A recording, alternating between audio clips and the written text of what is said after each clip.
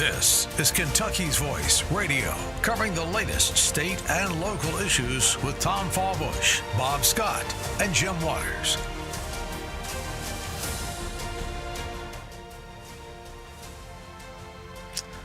Howdy, Louisville. I'm your special guest host, Dr. Lance Pearson, on Kentucky's Voice. Today, we're here to cover Louisville area politics. That goes from Pleasure Ridge Park all the way to Pleasureville, from Floyd's Knobs all the way down to Knob Creek. And we're also going to be talking a little bit about Kentucky politics, from Pikeville over to Paducah, and from Covington all the way down to Corbin. So first, a little about me. I'm the president of a think tank called the Kentucky Liberty Caucus. If you want to find that online, that's KY Liberty Caucus, which is CAUCUS.com. That think tank is dedicated to building a better, more principled, more accountable, more transparent, liberty-oriented, limited government.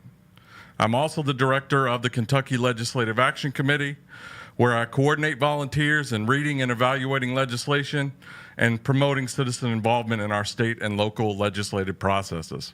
That was a mouthful.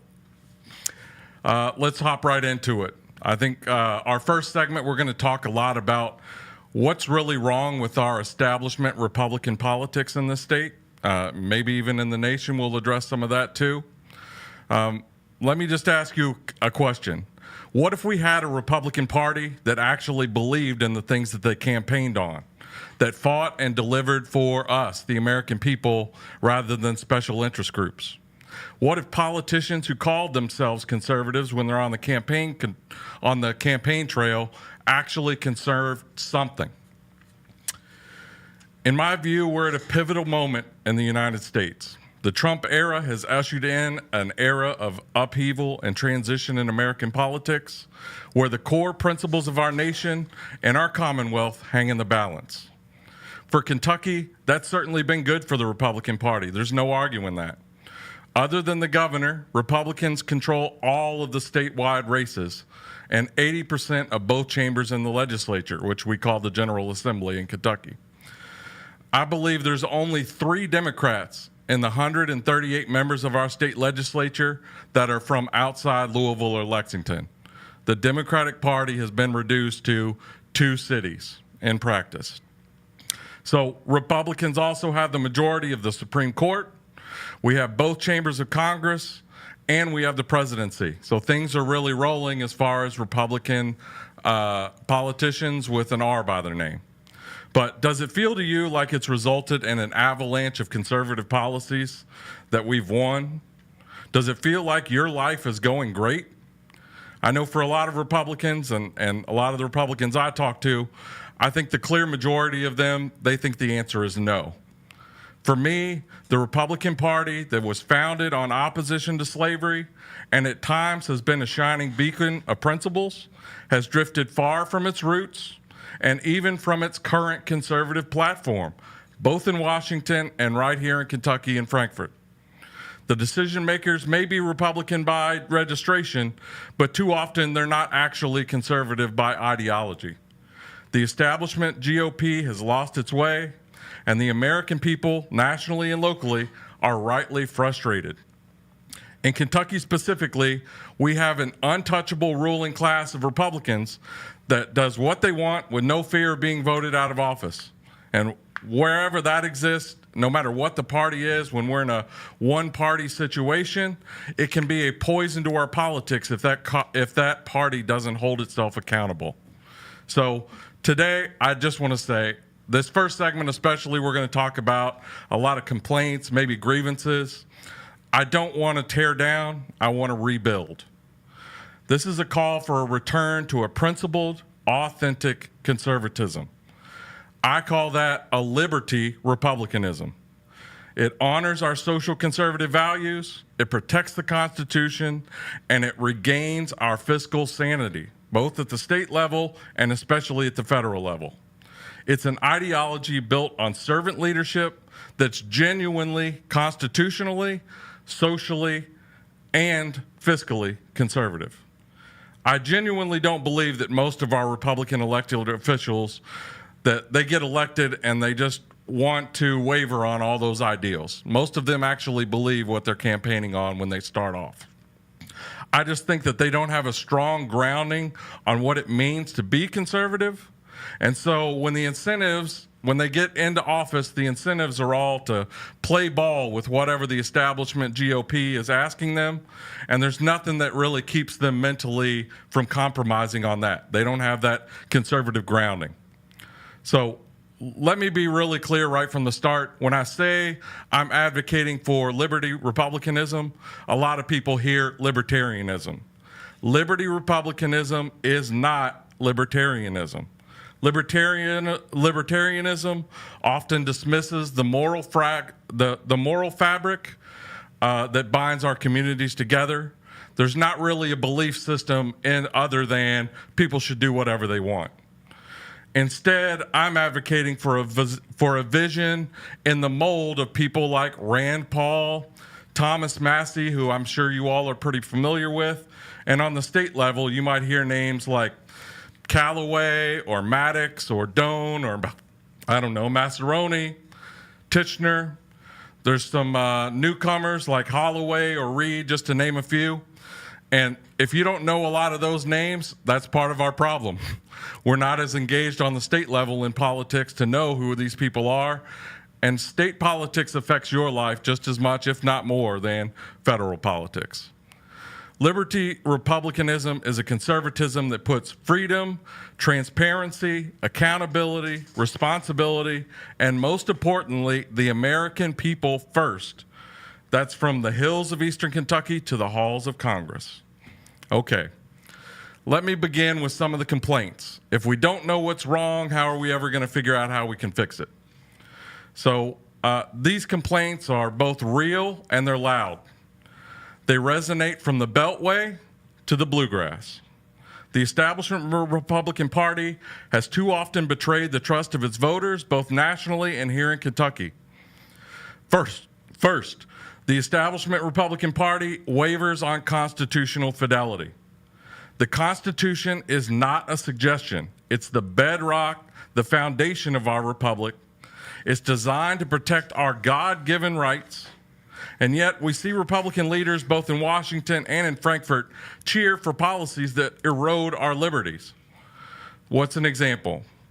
Nationally, the Republican Party, along with the Democrat Party, I'm not going to talk a lot about Democrats here.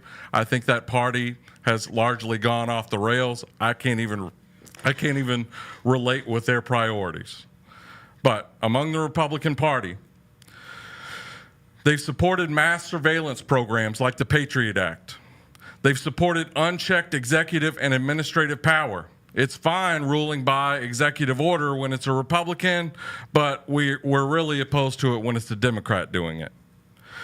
We've allowed infringements on our Second Amendment rights. We don't have a protection for state and citizen rights that are encoded in our Bill of Rights and our Amendments 9 and 10. And we basically allow the federal government to dictate policy all over the U.S. and in each state. So the establishment Republican Party, they talk a big game about freedom, but when it's time to stand up against the unelected administrative state, what some people sometimes call the deep state, or to defend the Bill of Rights, they're nowhere to be found. In Kentucky, this failure was painfully clear during the COVID-19 pandemic. Establishment Republicans stood idly by, or even worse, perhaps silently, or maybe in very measured quotes, they supported Governor Andy Beshear's restrictive mandates. Those mandates trampled on our freedoms, and when a core of liberty legislators got together, they led the charge against those overreaches as an assault on individual liberties, and in almost every case, they were beaten back by Republican leadership and by committee chairs. Every session, we get another felony charge added to the legal code. There's some new thing that's now going to be a felony. A felony in the United States is a massive impact on your future. Not only are you in jail for a year or more, you've got to, on every application for a job you fill out for the rest of your life, you now have to talk about that criminal penalty. We've got police surveillance that continues to grow and grow. The people want leaders who will protect our liberties, not trade them for political expediency or for the illusion of security. All right, so that's constitutional fidelity that we're not protecting. Second, socially, the establishment GOP has lost its moral compass. While claiming to champion family values, too many leaders have caved to cultural pressures. They dilute the party's commitment to life, marriage, self-responsibility, and religious liberty. Nationally, we've allowed the left to dictate the terms of debate. We're leaving conservative voters feeling abandoned. And in Kentucky, this betrayal is evident in the establishment's reluctance to continue taking bold stands on issues like expanding the sanctity of life, protecting traditional family structures, and assuring moral development as a part of our educational system. I put the Second Amendment in this category, not just in constitutional conservatism, because self-defense, self-reliance, and defense of the family is fundamental to American conservatism. Kentuckians and Americans want a party that stands unapologetically for the sanctity of life, the traditional family, and the right to worship and express the religious values freely without bowing to the whims, sensitivities of a secular cosmopolitan elite. Louisville, even among the Republican Party, often dictates what our social conservative policies are. When I get back, we'll talk a little bit about fiscal irresponsibility, and we'll talk about, I hope to get to some of the opposition to this. What is it that Liberty Republicans stand for that the establishment GOP doesn't? And why is there a better way that I'm advocating for on this program today? Thank you. We'll be right back after the break.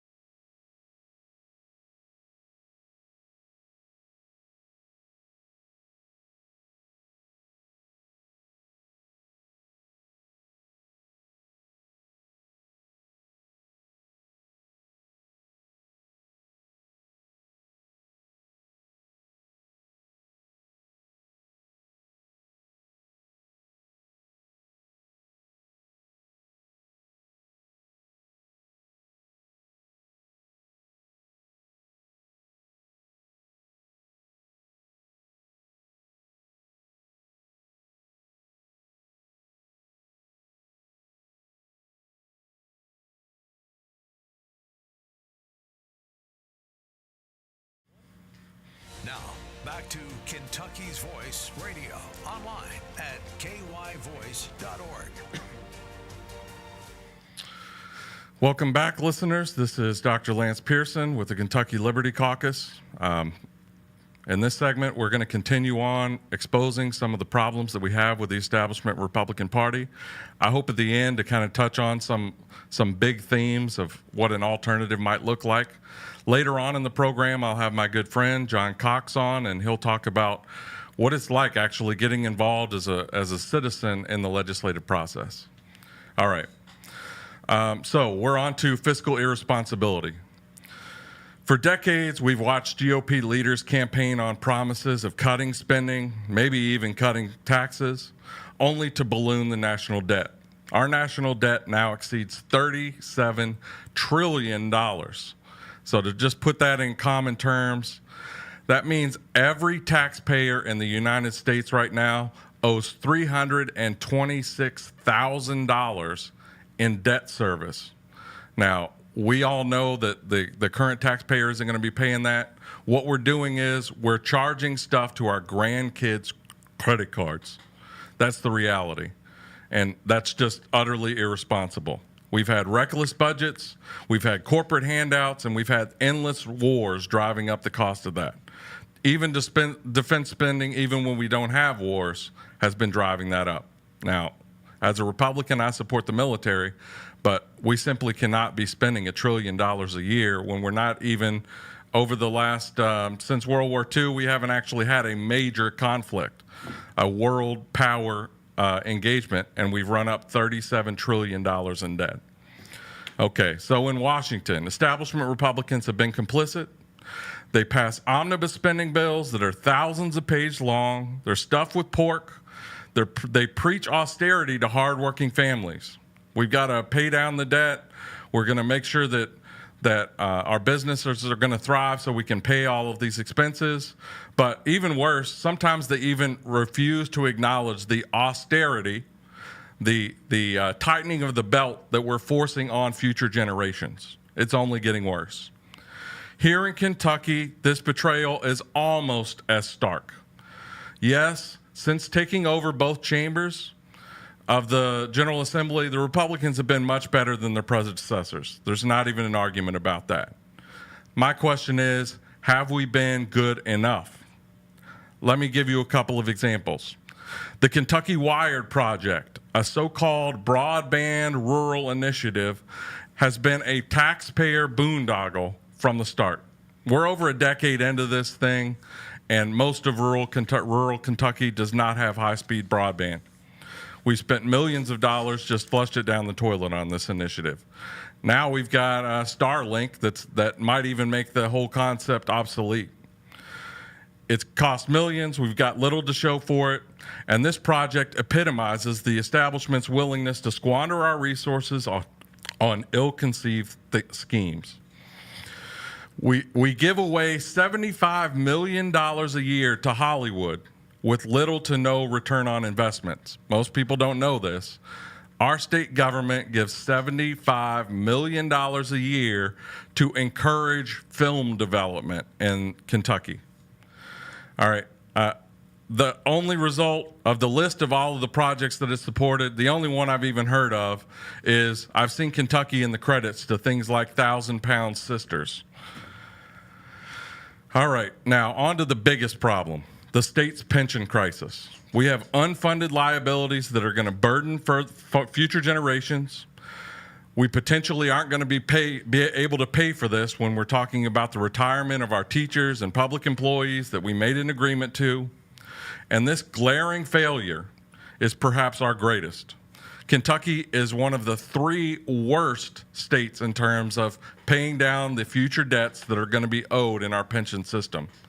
The result is all 3 of the major credit agencies, Moody's, S&P, and Fitch, have Kentucky in the bottom 5 of the entire country in terms of our bond ratings. That means every time we have to borrow money as a state, we have to pay higher taxes. And anybody who has seen their mortgage payment recently on an adjustable mortgage knows how much that extra amount of interest on bond payments kills us. Establishment leaders, both state and nationally, have kicked the can down the road, continue doing that. They've avoided the toughest reforms that Kentucky has to face. And the American people in Kentucky in particular are tired of politicians, national and local, who treat our taxpayers like it's a personal slush fund. We're sticking debt onto our children in order to fund these silly political games or give a handout to a corporation that happens to give to your campaign or maybe your caucus campaign committee. That brings us on to point 4, anti-corruption. Let's not ignore the cozy relationship with special interests that the establishment Republican Party, both in this state and nationally, embraces just as much as the Democrats do.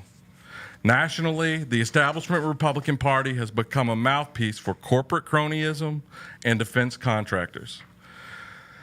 They're prioritizing their profits over the needs of working families, from tax breaks for the ultra-wealthy to endless foreign interventions that drain our resources. The GOP elite has forgotten the small business owner, the farmer, the teacher, the nurse, the heart of America.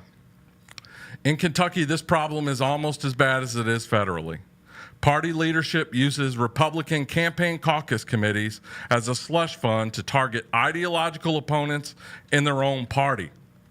The connection to the horse racing industry, the bourbon industry, and I have no problem with either of these industries. I love to go to the track. I don't fault anyone for having a nice bourbon sometimes. But it reeks of cronyism, the special deals that we give out to these particular industries. Kentuckians are fed up with a party that serves big business, often out-of-state businesses, and Frankfurt and Louisville insiders that go to the cocktail parties that they're at over the working families of the Commonwealth. Okay, I'll leave it at that. Let's suffice it to say I think there are big problems with the establishment Republican Party, both nationally and in Kentucky. So what is the alternative? We're not going to get, and I'm not going to have time to get to all of this in this segment, but I just want to introduce you to some basic concepts. First, let's contrast the failures of that establishment politics that I've been discussing with the principled conservatism that listens to these grievances and they offer a better way. This vision is, again, championed by figures that you probably know, like Rand Paul or Thomas Massey. It's rooted in three unshakable pillars: constitutional fidelity, social conservatism, and fiscal sanity. In other words, constitutional, social, and fiscal conservatism all at once, not one at the expense of the others. It prioritizes 5 core values. Sometimes these come into conflict. That's what it is. Legislating is hard. Sometimes you have to put some priorities over another. But these are the core values of liberty republicanism: faith, family, freedom, fairness, and fiscal responsibility. I call those the 5 F's. Faith, family, freedom, fairness, and fiscal responsibility. Let's explore a little bit about how this vision applies nationally and also here in Kentucky. Just talking a little bit about the platform and the legislative priorities of the Kentucky Liberty Caucus. First, at the national level and at the state level, let's end the surveillance state. Let's make sure that we adhere to both our state constitution and our Kentucky Constitution, and we stop penalizing people for mistakes that they made in their life, and we give people second chances. All right, on social conservatism, how about we listen to the majority of Republicans in this state who are extremely socially conservative? They're often economically populist, but on social issues, it's rare to find a state that is more committed to social conservatism than Kentucky. And finally, fiscal sanity. Let's make sure that our budgeting process and our finances are as responsible as we can possibly make them, and we pay down our debts before we look to spend money and to give handouts. When I come back, I'm going to introduce a citizen lobbyist named John Cox. I welcome you back.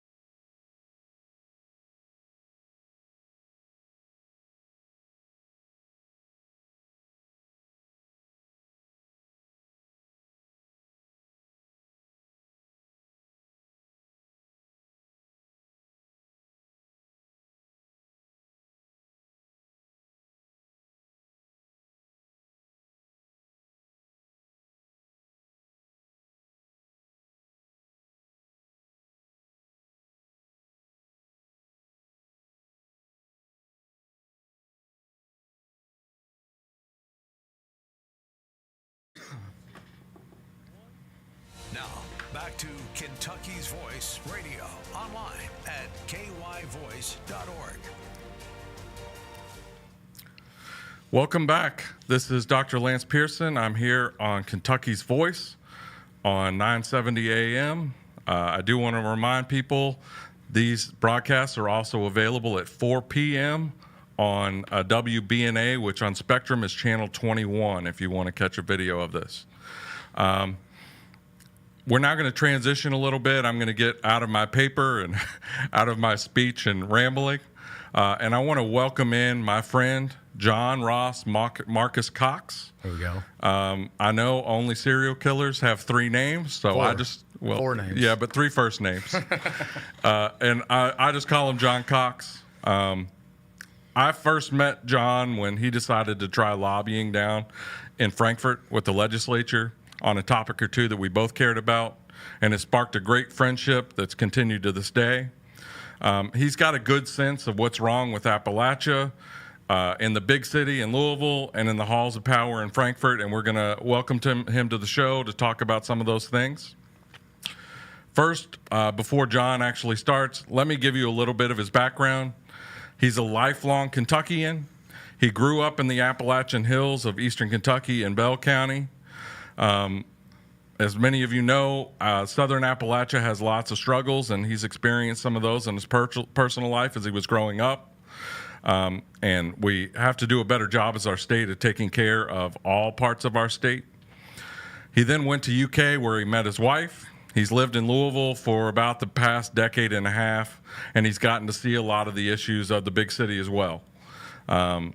He's done that by selling insurance, and he's helped me with the Kentucky Liberty Caucus over the years. And he and his wife, I think, have 4 homeschooled kids. So just imagine that challenge. We actually have 5 now. Oh. I have a quiver full, brother. Okay. So, yeah, I added 1 in January. All right. And for the people that are looking online or on TV tonight, that beard isn't natural. I mean, he's got to be juicing. There's no way that isn't testosterone supplements or something. Okay, let's hop right in. Let's get serious. John, you went down to Frankfort and lobbied on a lot of issues. The first question I really have for you is, what got you off the couch? What got you on the political playing field? What got you participating as an advocate in our state government rather than just an observer? Well, hey, brother, first of all, thanks for having me on today. You know, we've gotten close over the last several years, and it's an honor to call you a friend and a brother in Christ. So thanks a lot for having me on today. Short answer, my wife got me off the couch.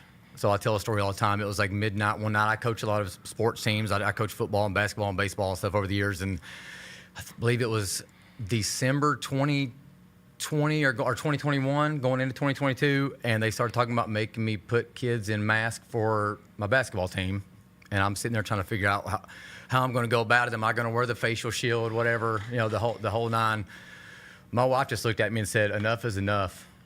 Go take care of us and lead the family and get us back some sanity." And I said, "Are you serious? Because if I do this, I'm going to go all out." And she said, "Baby, I got the home front. I got the kids. Get to Frankfort." And ever since then, I've been down there trying to drive some of this stuff home. So again, love you, Whitney. Thanks a lot for helping me embark on this journey several years ago. But yeah, as far as my journey here, I really feel like the story's straight out of like 1776. I really do believe that as far as what the founding fathers envisioned as far as civic engagement goes, the Lord sent me down there and let me participate in that and be a model of it. So I go from saying, decide I'm going to go down there, write a bill. A lot of people, that probably sounds asinine, but I'm like, I got to get kids out of mass, so I got to do this. So I start going to Republican meetings, started looking up different representatives I could go meet with, and I just started making calls, and I got a meeting down there. And so I would go from not knowing anyone down there to over the next several months really getting to know all of them. And so I kind of had my funny moniker was that they called me the house hillbilly when I was down there, because I'd always been there in my blue jeans and my blazer and just... That's a term of endearment. Yeah, it is. Yeah. Yes, and I know a lot of people are hesitant to call politician friends, but I have been lucky in the sense that I've been let behind the curtain to see the good and the bad, and made some true dear friends along the way that kind of helped guide me along the way. And I think we learned together, several of us, because a lot of them were new legislators on the House and Senate. But yeah, as far as went from knowing none of them to now knowing all of them, and over that time frame, have, as scary as it sounds, have written legislation that made meaningful advances. And when I say me, I mean myself, concerned citizens, other parents here in the Jefferson County, Oldham County area, and specifically you. But I mean, as far as it's scary in the sense that we were writing bills in our basement and they were getting filed and they were getting talked about and all that. But I believe that's what our founding fathers envisioned when it comes to civic engagement, how our government's supposed to run. And I know we'll get into more of the problems and what's actually happening along the way, but hopefully I wrapped it up quick enough for you. No, I think that's a great introduction. It was very simple. He had a personal issue and he wanted to reach out to his representatives and other representatives and get involved. Let's try to fix this problem. Now, unfortunately, and we'll talk about this a little later, maybe even in the fourth segment, most of that particular bill didn't actually make it all the way through. It passed the House and it stalled in the Senate. And so basically, after COVID, we're almost 5 years after that. Kentucky is not one of the 19 states that have basically banned COVID vaccine mandates, mask mandates, everything else. I don't expect those things are going to come back, but Kentucky is not leading in a conservative direction as one of the most conservative states in the union. Well, and just to stop you there, as far as we talked about this, we didn't get that bill passed, but we were laughed out of the building at first when we started going there, saying there's no certain people in our area said there's no way people are going to care about this. And so what I come to find out, and we will talk about this as far as problems go, it's one of my bullet points. One of our biggest issues in Kentucky is that urban Republican priorities are not rural Republican priorities. And what come to find out is I get down there, and the reason I think I was effective was that you said I've lived both lives. Like when we say I'm East Kentuckian, I'm East Kentuckian. You know, I know what it's like to have someone in my family, my father, die of a drug overdose. I know what it's like to go to college and take on massive amounts of debt because I listened to the fact that I needed to do that. I've lived in the big city and now live in one of the most prosperous zip codes in the state of Kentucky. But as far as that COVID bill goes, I do think it's important to remember that that bill passed out of the House, and that night, Jefferson County dropped their mask mandate. And I wholeheartedly believe had that not happened, that bill would, or they would probably mask them at least for another 6 or 8 months. That's right. So I do think they felt the pressure from citizen engagement, and I do think that was a win. That's right. Okay. So what are some other bills that you've tried to pass? You actually went up there and lobbied it for several years. I think a theme when you know, we know each other well and we worked on a lot of this legislation together, a theme that I've seen is protecting the innocence of children and protecting the rights of parents. Is that a fair summary? And why don't you just go through some of the bills that you've worked on? I would absolutely say that was my number one priority. Again, when we think Republican priorities, again, Kentucky's just different. Yep. We are very socially conservative.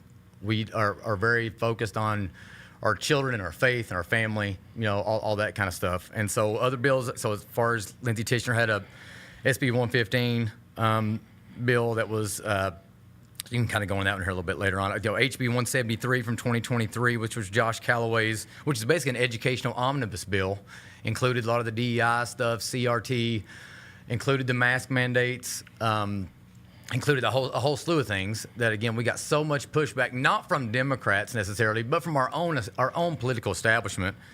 We pushed for the Tim Tebow bill, the homeschool sports bill. So, again, I kept making this argument that we aren't serious about school choice. If we can't allow a parent to choose to homeschool and then allow them to choose to be in the beta club or on the football team, we're not serious about letting a parent choose their educational path of their child. That's right.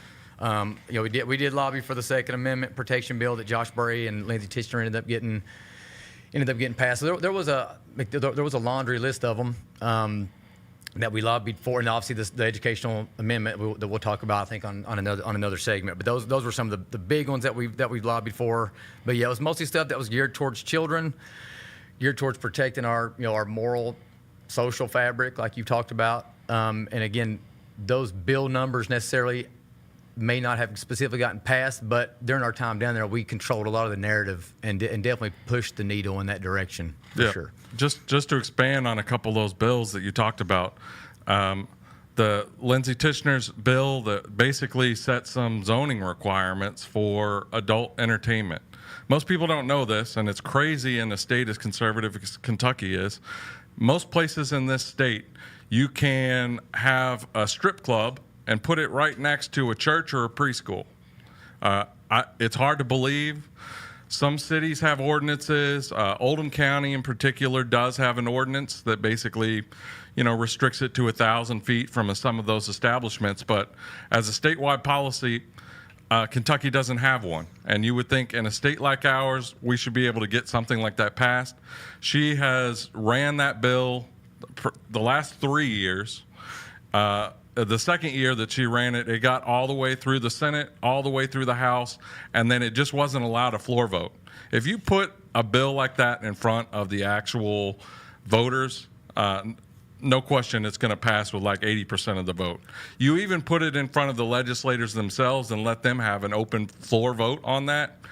I can't imagine a Republican voting against a bill like that, but that doesn't mean necessarily that it's going to be allowed to get that vote on the floor. Well, and listen, that's a point we're going to make, I know, in the next segment as well, is that it's not the Democratic opposition party that's stopping this stuff from getting through. It is our own, quote-unquote, people. It is our own conservative lobbying groups.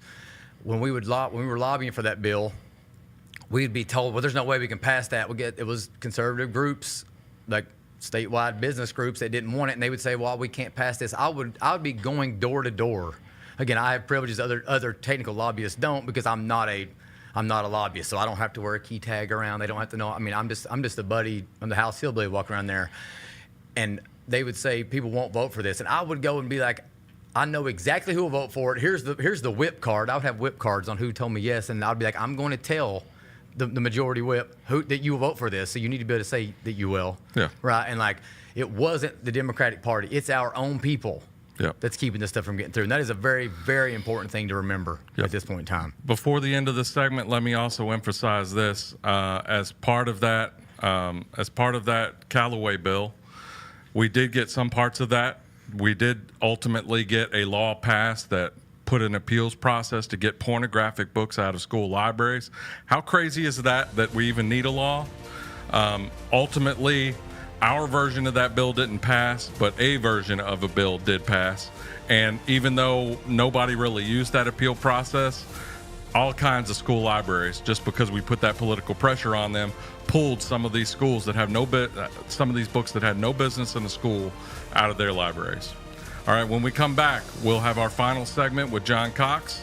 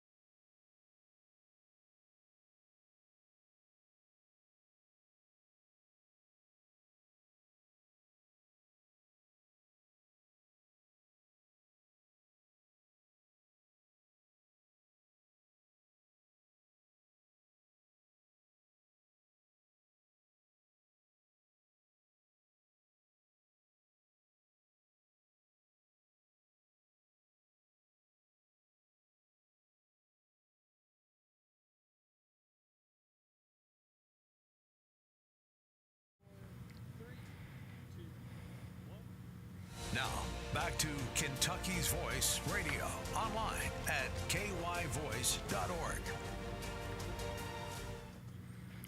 Welcome back. I'm Dr. Lance Pearson here on Kentucky's Voice. I have my good friend John Cox here with me, who was a citizen lobbyist and just an average citizen who wanted to get more engaged in the political process.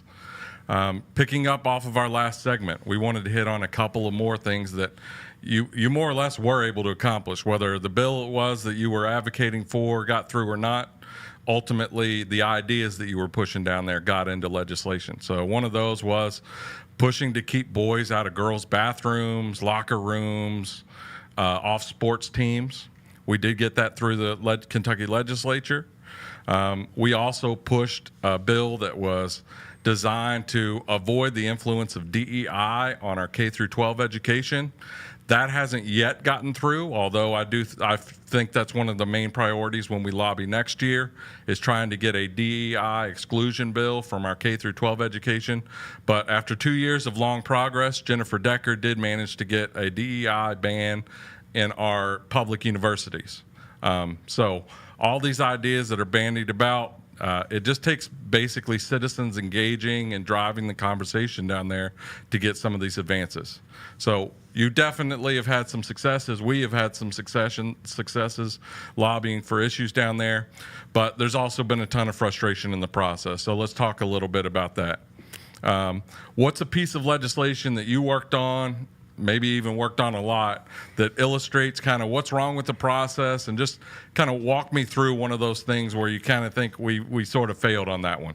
So biggest frustration was just all the time committed to our educational choice amendment. And I think it embodied about everything that's wrong that we're going to get to on the three things that I think are the biggest issues in Frankfort and probably nationally.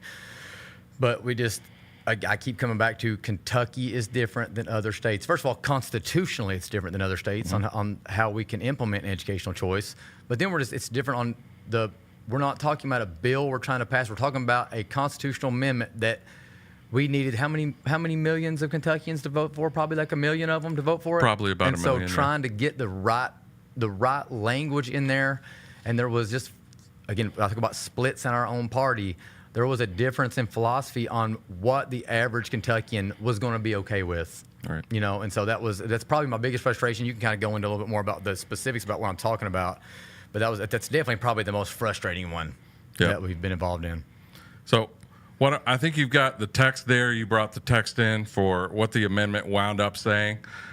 Don't glaze over. It's only 2 sentences, so it isn't a length issue, but listen to some of the language that appeared on the ballot for this constitutional amendment. How about I'll read this, because the way I sound is going to be how most of the people in this state are going to sound when they read it. But that's right.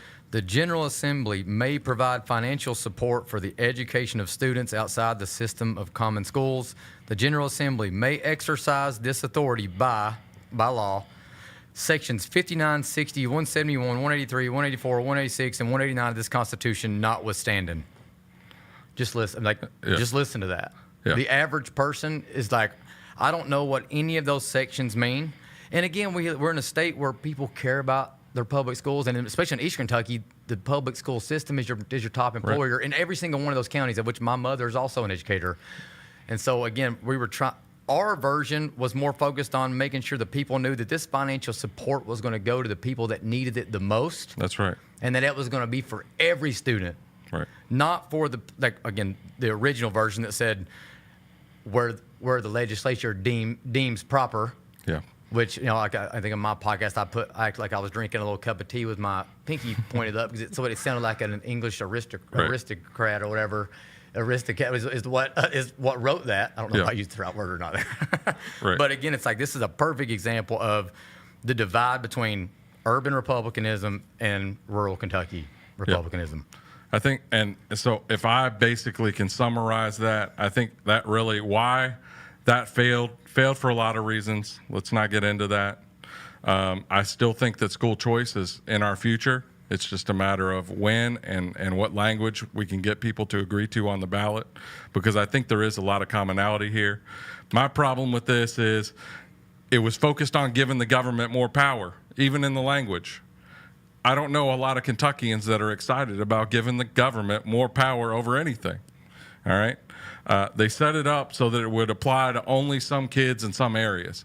If school choice is a great idea, and I believe that it is, if a mother knows how best her child needs to be educated much more than a legislator does.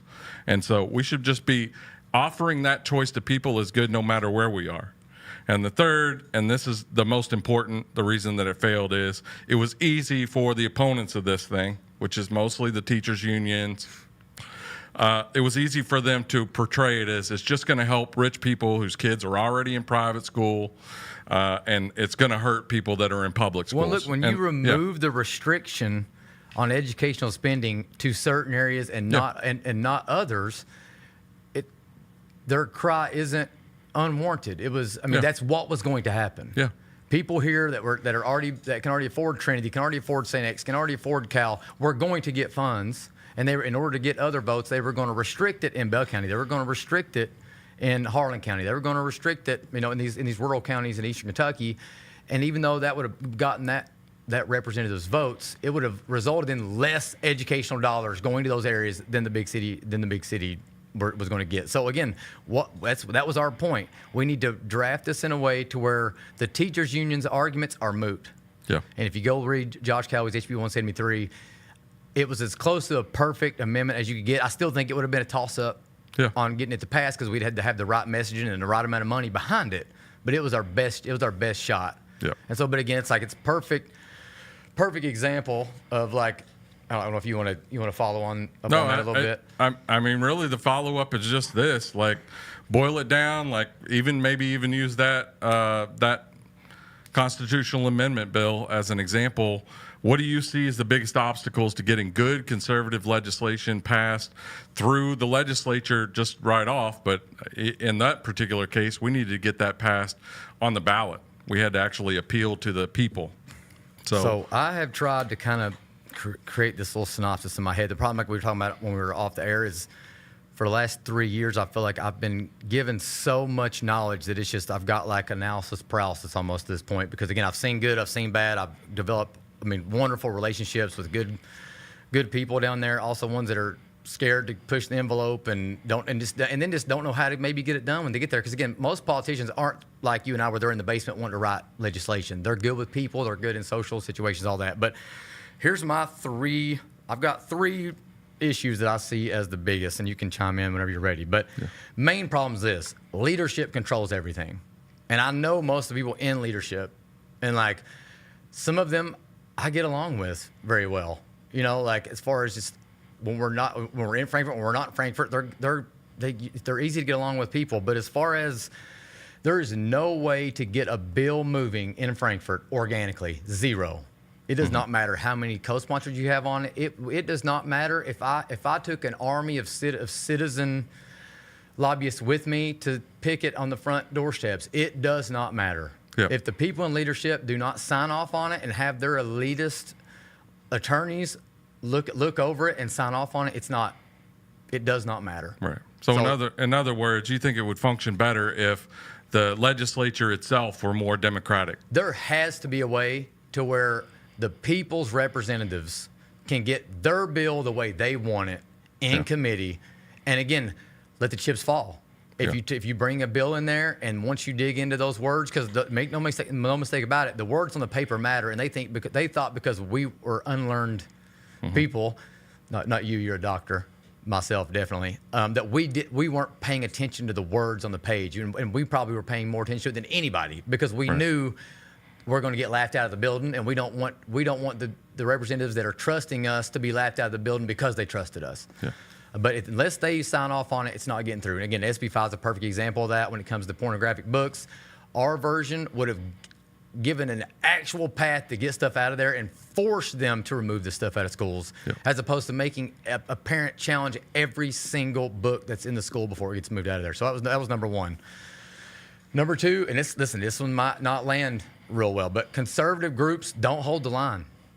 I'm not going to call anybody out like on the air here, but for the sake of... hang on. So go ahead. You mean conservative advocacy groups? Conservative lobbying groups, conservative individuals. Yeah. They cave too quick.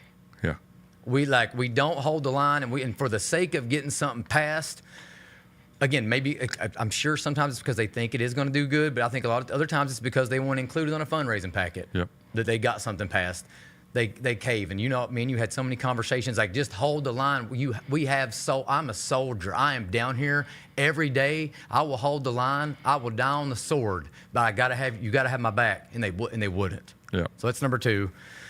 And then number 3 is just the only consistent presence in Frankfort, and I'd say probably DC as well, are big interest lobbying groups. So I got the unions, Chamber of Commerce, Big Hospital, Big Pharma, Churchill Downs, Big Liquor. Those are the only people down there every single day during my 3 years, other than me and you as well. Yeah. And again, I don't say that to sound arrogant. It's just the facts. Right. And it's because most people are working. They cannot do it. Right.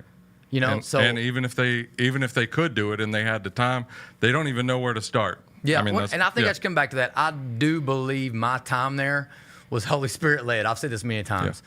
Yeah. I was put in the right places in front of the right people, and there were so many times where I would get a text from a senator or a representative. I'm like, I've never even spoke to them before, and they're reaching out to me.